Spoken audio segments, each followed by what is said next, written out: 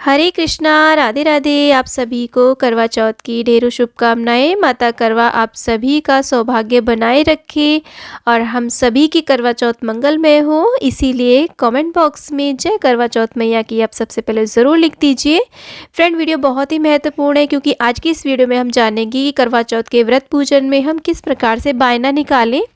यदि सासू माँ नहीं है तो हम बायना किसे दें और बायने में हमें क्या क्या चीज़ें अवश्य रूप से रखनी चाहिए। तो बहुत ही महत्वपूर्ण वीडियो है। करवा चौथ की पूजा से रिलेटेड, सामग्री से रिलेटेड, करवा चौथ की कथा और बहुत सारे वीडियोस ऑलरेडी चैनल पे अपलोडेड हैं। आप उन वीडियोस को भी चेकआउट कर सकते हैं कि किस प्रकार से करवा चौथ की पूजा की जाती है। तो फ्रेंड्स, हमारे यहाँ पे दोपहर में कथा सुनी जाती है और शाम को 4-5 बजे के करीब ये बायना निकाला जाता है। यानी कि गांव में कहा जाता है कि गीदड़ बोलने से पहले, यानी कि सूर्य ढलने से पहले हमें ये बायना पूजना होता है। तो बायने में देखिए हमें एक साड़ी लेनी होती है। ये जो बायना है, यदि आपकी सासू माँ सुहागन है तो उन्हें देना होता है। साड़ी ले लीजिए, यदि वो सूट पहनती है तो आप सूट भी ले सकते हैं। साड़ी में ये ध्यान रखिएगा कि ब्लाउज़ होना चाहिए। आप यहाँ पर पेटीकोट भी रख सकते हैं और अगर सूट आप दे रहे हैं तो उसमें दुपट्टा ज़रूर होना चाहिए। तो इस तरीके से जैसा भी वो पहनते हो आप वैसे रख सकते हैं, एज के हिसाब से या उनकी पसंद के हिसाब से। कलर या फिर कोई भी चीज़ जो भी वो पहनते हो, पसंद की चीज़ें रखते हैं तो ज़्यादा अच्छा रहता है। और इसके साथ में देखिए श्रृंगार की सामग्री यहाँ पर ज़रूर रखनी होती है। वैसे तो चाहे तो आप देखिए 16 श्रृंगार रख सकते हैं, लेकिन कुछ चीज़ें बहुत ही ज़्यादा ज़रूरी होती हैं, जैसे कि आप चूड़ी, बिंदी तो ज़रूर से रखिए। 2 चीज़ें अवश्य रखिए, उसके अलावा आप कुछ भी रख सकते हैं। आप देखिए यहाँ पे चूड़ी रख सकते हैं, बिंदी रख सकते हैं, मेहंदी रख सकते हैं और यहाँ पर सिंदूर, महावर, आलता और जितनी भी सामर्थ्य हो उतना आप रख सकते हैं। ये आलता है।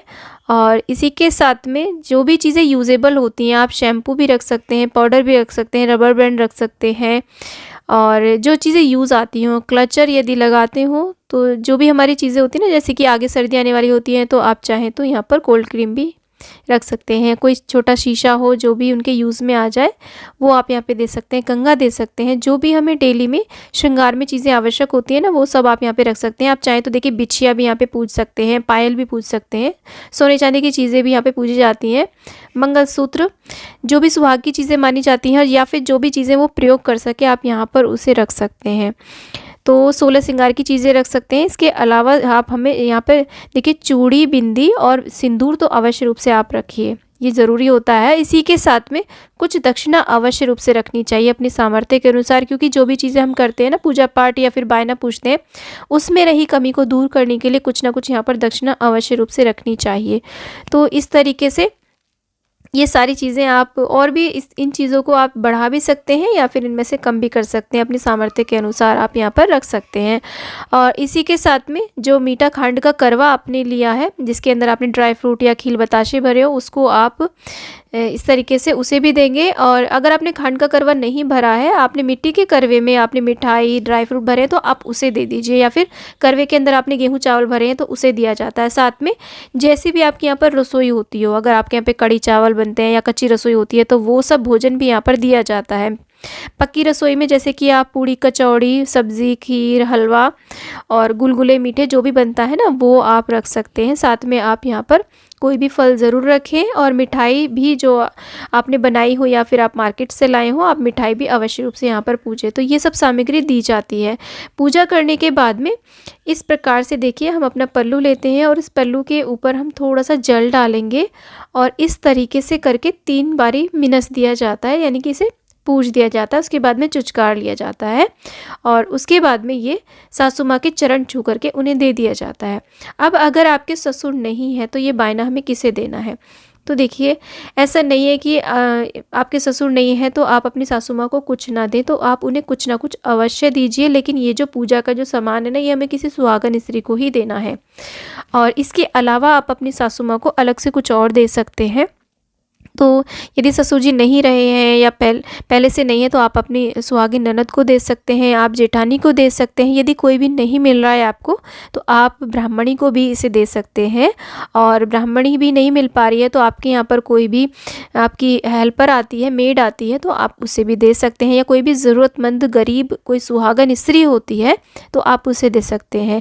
ये जो दान है ये वैसे ससुराल पक्ष की ओर दिया जाता है, लेकिन इसके अलावा आप इन लोगों को भी इस दान को कर कर सकते हैं। तो इस तरीके से ये बायना अवश्य रूप से पूजा जाता है। इसी प्रकार से करवा चौथ पर, अहोई अष्टमी पर या फिर जो भी तीज त्यौहार आते हैं ना, उन सभी पर इस तरीके से ही बायना पूजा जाता है। तो इस तरीके से आप बायना दे सकते हैं। बायना आप अपनी सामर्थ्य के अनुसार दे सकते हैं, जितना भी आपसे बन पड़े, लेकिन कुछ ना कुछ हमें बायना अवश्य रूप से निकालना चाहिए, तभी हमारा व्रत पूजन संपूर्ण माना जाता है। अब अगर आपकी सासू माँ आपके पास नहीं रहती हैं या फिर आप कहीं बाहर रहते हैं, विदेश में रहते हैं, तो तब आप कैसे करेंगे? या फिर जिनको भी आप बायना देते हैं वो आपके साथ नहीं रहते हैं, कहीं बहुत ज़्यादा दूर रहते हैं, तो कैसे करेंगे?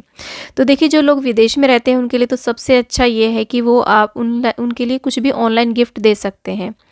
ऑनलाइन बुकिंग करके उनके पास कोई भी गिफ्ट पार्सल पहुंचा सकते हैं, ऑनलाइन पैसे ट्रांसफ़र कर सकते हैं। तो ये बाहर विदेश वालों के लिए तो ये ऑप्शन है। लेकिन अगर आप भारत में ही कहीं आसपास दूसरे सिटी में रहते हैं तो उसके लिए ये है कि यहाँ पर जो कपड़े हमने पूजे हैं, श्रृंगार की सामग्री पूजी है, वो तो ख़राब होने वाली है नहीं, ना करवा ख़राब होने वाला है।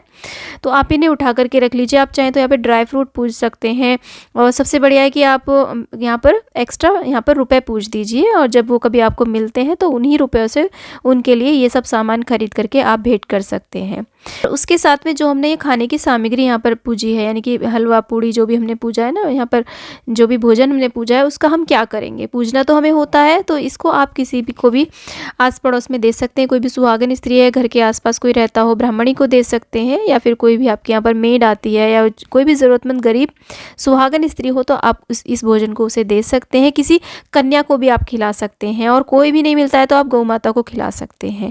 तो इस तरीके से हमें बायना निकालना होता है। तो उम्मीद करती हूँ कि वीडियो आपके लिए यूज़फुल रहा होगा। वीडियो थोड़ा भी यूज़फुल लगा है तो वीडियो को लाइक, शेयर एंड चैनल को ज़रूर सब्सक्राइब करिए, और कमेंट बॉक्स में करवा चौथ मैया की जय अवश्य लिखिए। मिलती हूँ नेक्स्ट वीडियो में, तब तक के लिए जय करवा चौथ मैया की।